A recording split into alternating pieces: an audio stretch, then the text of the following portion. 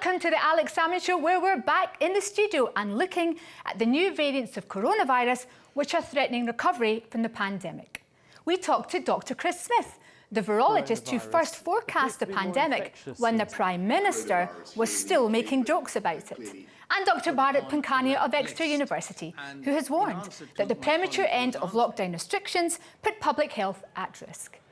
This key interview coming up soon, but first, to your tweets, emails and messages in response to our show last week on the Prime Minister, Boris Johnson.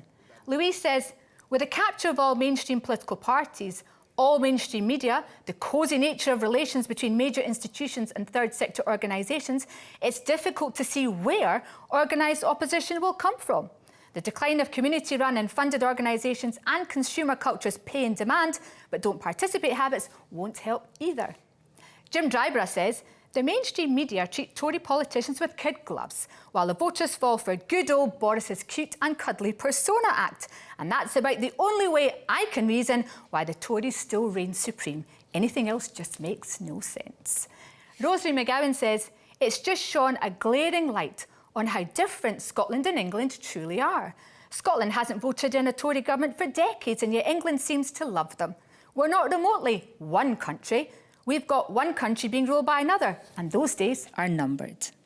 Alma says, it is true that Boris Johnson leads a party that is not conservative, but it is nonsense to claim they're far right. They have moved instead to the populist left. And finally, Anthony Kelly says, the Tories have got away with murder for years, and despite them getting worse and still winning at the polls and increasing their lead, they'll be in power for another 50 years. It's just a matter of how long we can take them. And now to Alex's interview with our top experts on the pandemic. Just when we were told it was safe to go back in the water, or at least down the pub, up pops the Indian variant to remind us that the pandemic still has teeth. So Dr. Bharat Pankania of Exeter University and Dr. Chris Smith of Cambridge University, welcome back to the Alex Salmond Show. Pleasure.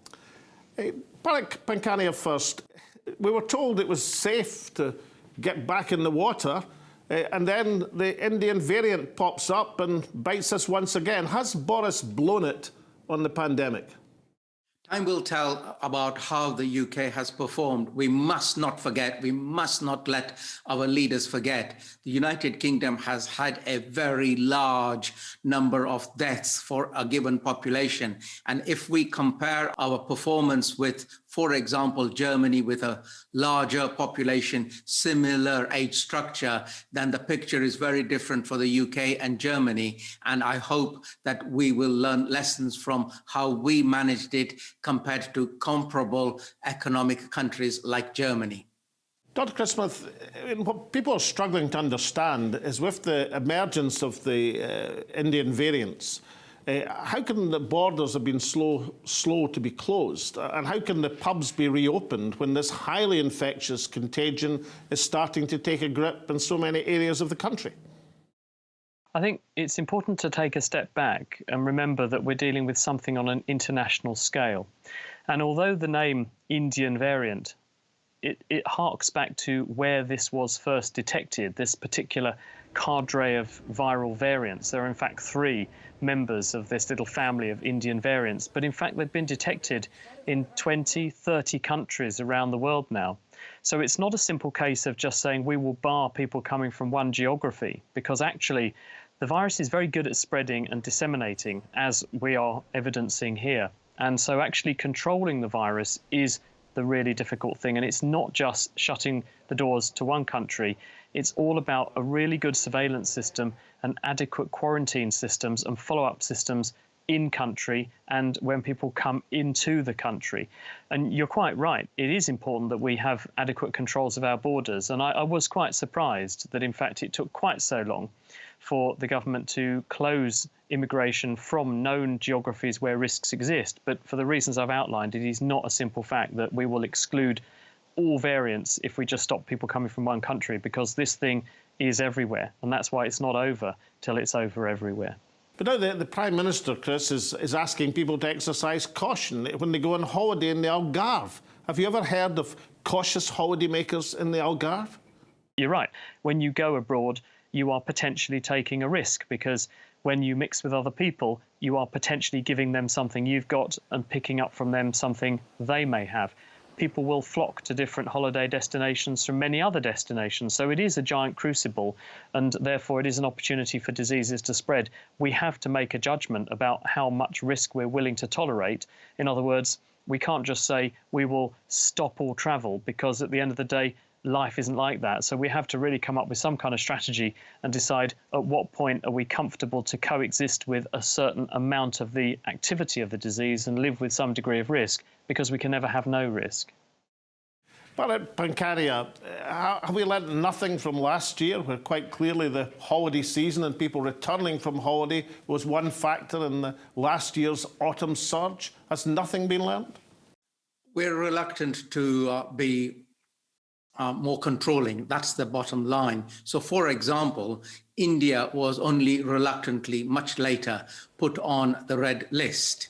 And remember also one thing, it is not always apparent that we've got variants of concerns in other parts of the world or other countries, because they may not be testing, they may not be doing genomics. Therefore, we really do need a better control system for allowing people to not introduce these infections into the UK. But we can only slow it down. We can never prevent it altogether. Looking at the structure of these new variants, Chris Smith, the evidence seems to be overwhelmingly that these variants are more infectious. Maybe that's how the virus proceeds. The more infectious viruses are by natural selection, are better equipped. Is there any evidence they are more potent and more lethal? The evidence we have at the moment is that the variant that we're concerned with, which is the subtype 2 variant from India, B16172, because there are actually 3 members of this family, where previously we thought there was just one. We're dealing with this subtype 2 in this country. It does appear to be spreading better than our host strain, the Kent variant that emerged last autumn and quite quickly took over as the dominant circulating strain in our country. Well, this subtype appears to spread very well, and at least as well, possibly better than that Kent variant. But this is currently based on smaller numbers, so we're still waiting to clarify exactly how much better it spreads. But the evidence we have at the moment is it is not causing disease at a higher rate, certainly. It doesn't seem to be more lethal in that respect, which is some saving grace.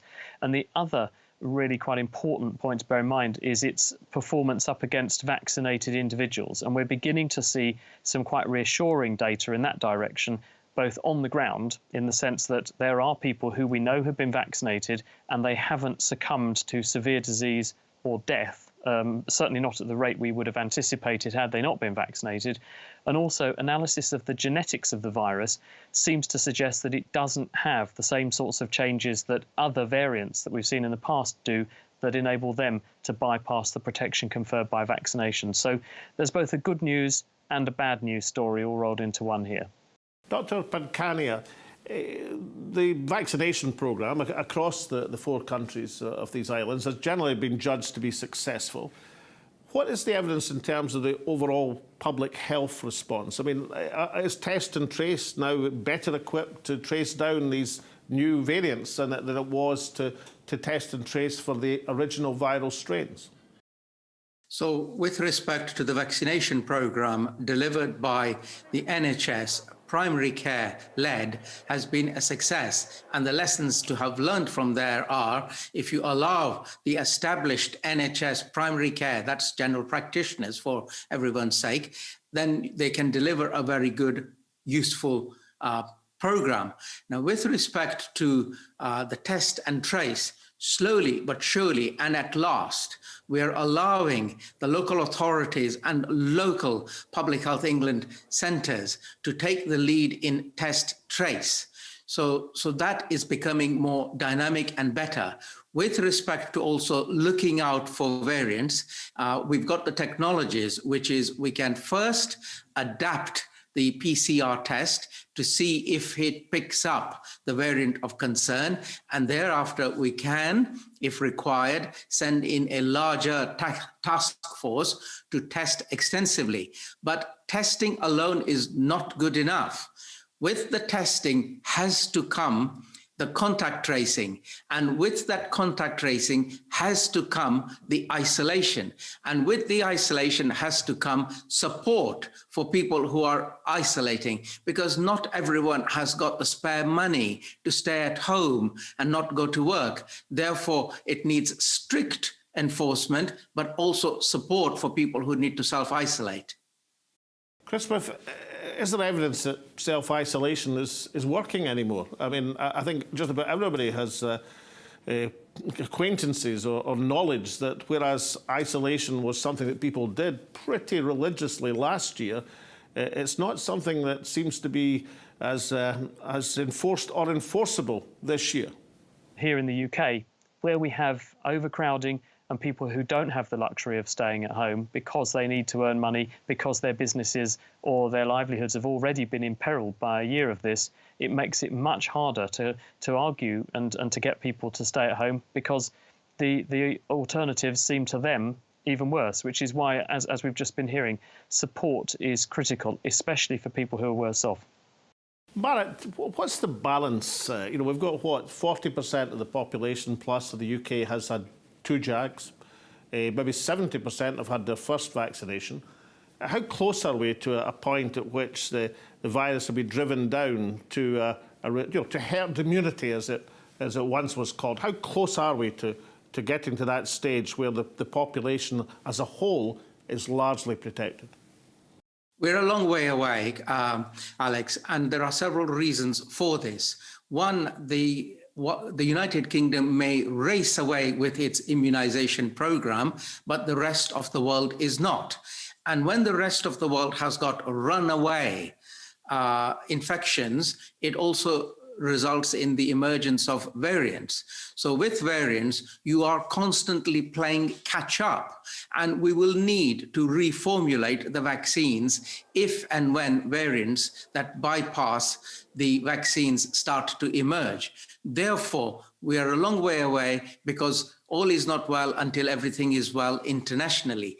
Second point, with the variants, such as the one we've just discussed from India, the Mark II one, it being more infectious implies that whereas before with immunizing around 75% of the population, we would feel pretty comfortable, now you would have to immunize 80, 85 and higher percentage of the population, because it is more infectious and therefore it finds the people who are not immune.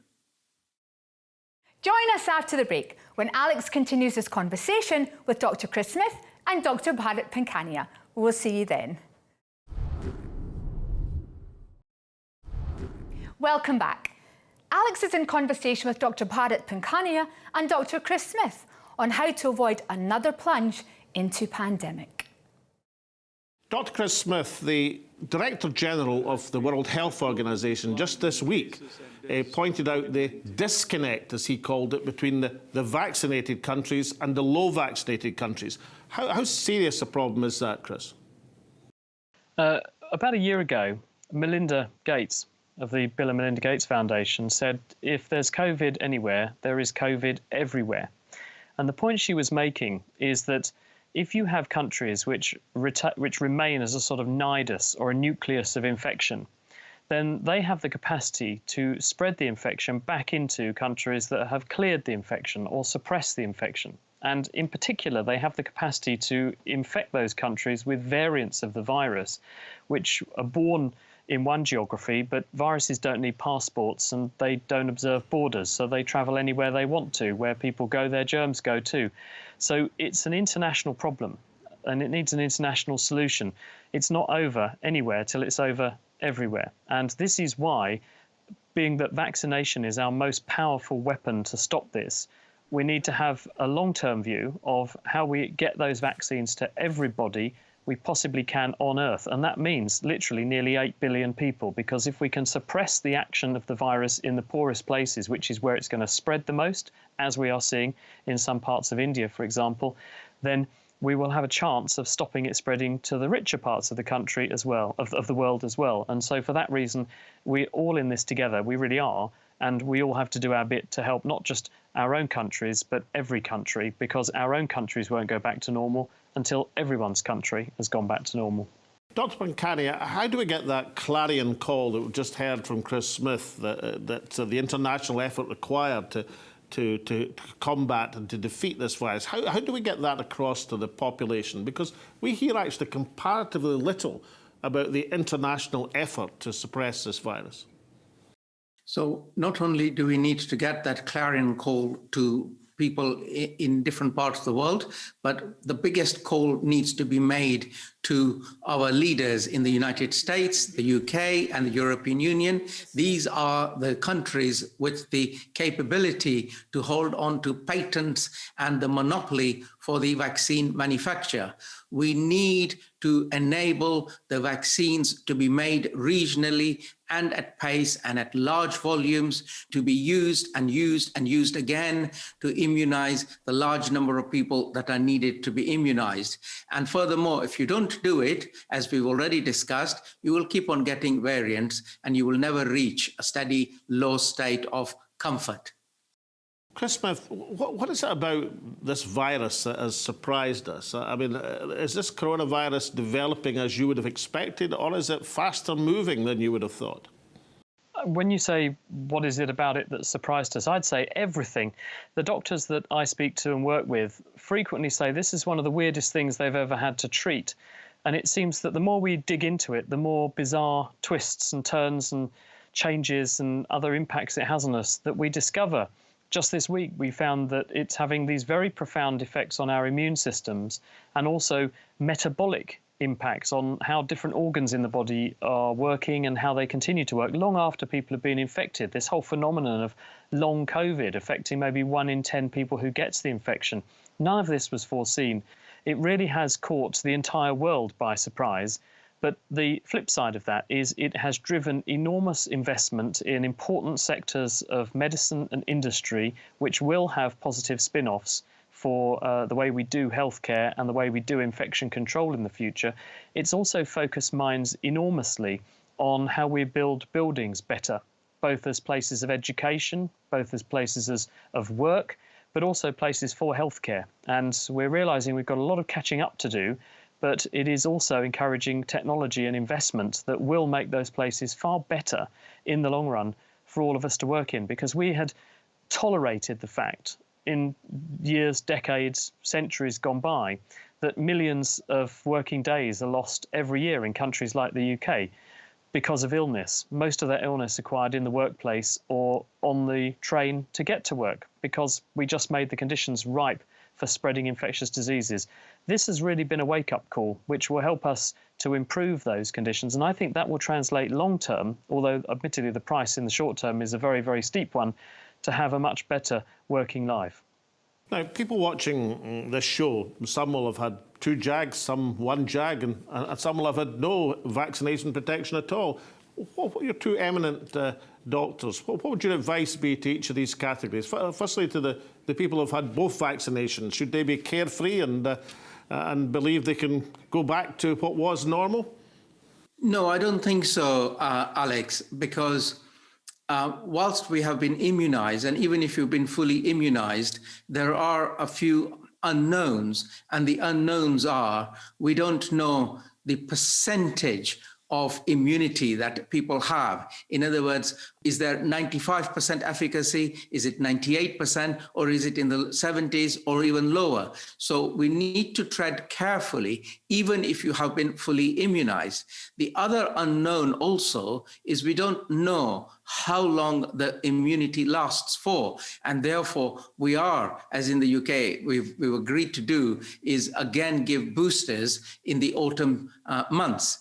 After you have been fully immunized, you also need to tread cautiously, and time will tell how well the vaccines are working.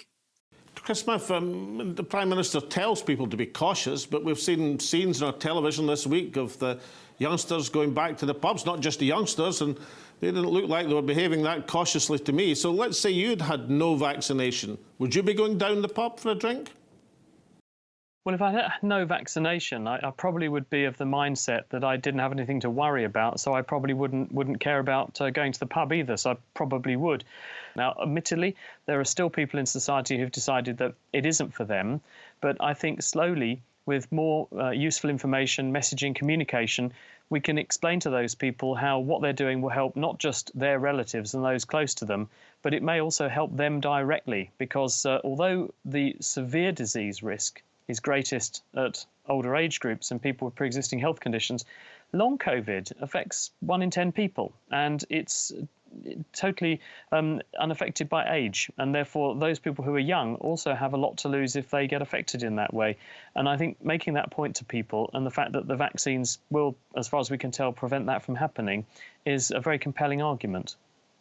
Barrett, the so-called refuseniks in the vaccine, I mean, the politicians have been mentioning them over the last few days, but I see no evidence from society as a whole that this is a large section of the population. Is this not just a line of people being put up as a convenient source to blame? Is there any real evidence that there's a large body of refuseniks? What I see is queues of people wanting the vaccine, not people refusing to take it. So I haven't come across large swathes of people who absolutely refuse to have the vaccine. But what I have come across, and this is where a lot of public health work is required, is nervousness, anxiety, uncertainty about the vaccines. Fed by, unfortunately, a lot of fake news on platforms such as WhatsApp and Facebook, which this particular sector of the population also refer to for their updates. Therefore, a lot of public health work that is required is to inform, advise, educate, reassure, and take the people along with you. So there are not refuseniks, not by a large margin, but anxious people who are thinking, I wonder if this new mRNA vaccines, what are they going to do to me long term? And how come they arrived so quickly, so fast when it takes decades? We've got to answer those questions, take them with us, and therefore we will get better coverage. Chris Smith, policymakers, politicians in this country and around the world will be tuning into this programme. What would be your advice as a scientist for what should happen now? Is it a question of steady as you go, or do we need to step up a gear if we're going to take on and beat this virus once and for all? I think really the message is, how did we get into this problem in the first place? We got into this problem in the first place for a couple of reasons. One was poor communication, which continues to be the case. I think had China been more open and transparent about what was going on earlier, and we knew about things sooner, we had more of a chance of controlling it. The second is, well, why does this happen? Why is it happening now? And why is it happening with increasing frequency? So I think we need a short-term plan, which is how do we get out of the present problem, which is better communication and better international cooperation, and we can't get out of it without that. But we need a long-term plan as well, and that long-term plan must include some kind of way in which we try to regulate sustainability and human population above all else, because growing at the way that it is, we are increasing the risk of this happening more and more with every year that passes. Barrett, is there any evidence that domestically or internationally that humankind are going to mend our ways? I mean, the wars seem to be continuing despite the overall enemy of the virus. Is there any real appreciation that we should be emerging into a better world and doing things differently? Are we going to make the same mistakes yet again? Personally, I find that nobody wants to talk about the prevention strategy. I have tried for many, many months that unless and until you do the prevention, it will keep on coming back. And once you make incursions into the animal world and start eating things and going into forests that you shouldn't be, things like this will happen. So do I see evidence? Do I see an appetite for changing our ways? No. And my evidence is not even the media. Very, very few media people are interested in talking about, let us talk about prevention. And unfortunately, the biggest pain is politicians, the decision makers, run on 4 or 5 year electoral cycles, whereas environmental protection runs on about 20, 25 year cycles. And we need to change this so that The right decisions are made today, which will bear fruits in 10, 20 years' time. And I find and I think that the whole electoral system all the world over is broken. It's not working very well for the benefit of mankind. Chris Smith, you've been one of the most regular and eloquent commentators through the last 15 months. Is there an overriding sense that you've got of some message that needs to be got across to the public at large as well as to decision makers?